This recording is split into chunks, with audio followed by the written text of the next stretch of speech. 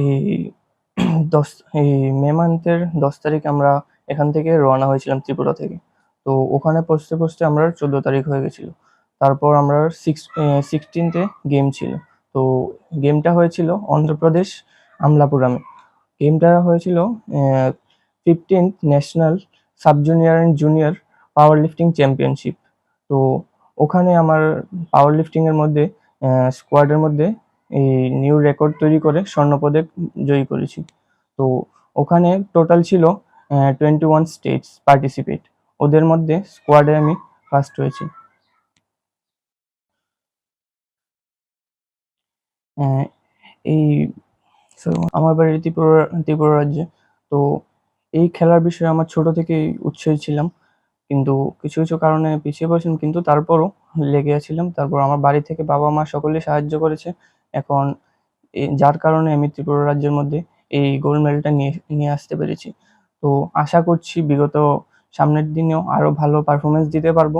আর এর পেছনে আমার ত্রিপুরা সরকার এবং সকল ভাই বোনেরা সকলেই সাহায্য করবে, এবং এর পিছনে ত্রিপুরা সরকার আমাদের নেক্সট টাইম ও যেন সাহায্য করবে। আমার নাম অভিজিৎ দে। তো আমি আরেকটা জিনিস ত্রিপুরা সরকার এবং রাজ্য সরকারের কাছে আবেদন, যে আমাদের যে এই ওয়েট লিফটিং এবং পাওয়ার লিফটিং, এই যে লিফটিং গেমগুলো আছে ওর মধ্যে একটু নজর দেওয়ার জন্য, কারণ ওখানে কিছু কিছু ইকুইপমেন্টেরও প্রবলেম আছে, তারপর অনেক কিছু প্রবলেম আছে। তো আশা করব যে রাজ্য সরকার এই লিফটিং এর মধ্যে একটু নজর দেবে এবং ওখানে একটু সাহায্য করবে। তো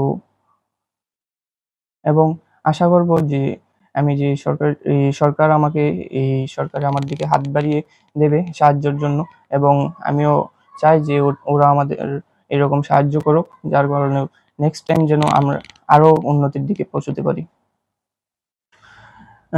আর আমাদের এমন একজন আমার কোচ আছে যিনি আমাকে অনেক সাহায্য করেছেন, মার্গদর্শন দিয়েছেন, যিনি আমাকে শিখিয়েছেন। উনি হলেন শ্রী রানা দেব। তো উনি আমাকে সাহায্য করেছেন, এবং আমার মা-বাবা ওনারাও আমাকে অনেক সাহায্য করেছে, হেল্প করেছে। এবং আশা করছি যে ত্রিপুরা সরকার এবং আমাদের মাননীয় মুখ্যমন্ত্রী তিনিও আমার সাফল্যতে খুশি হয়েছেন, এবং নেক্সট টাইম সাহায্য করবেন। ওটাই আবেদন রইল সকলের কাছে।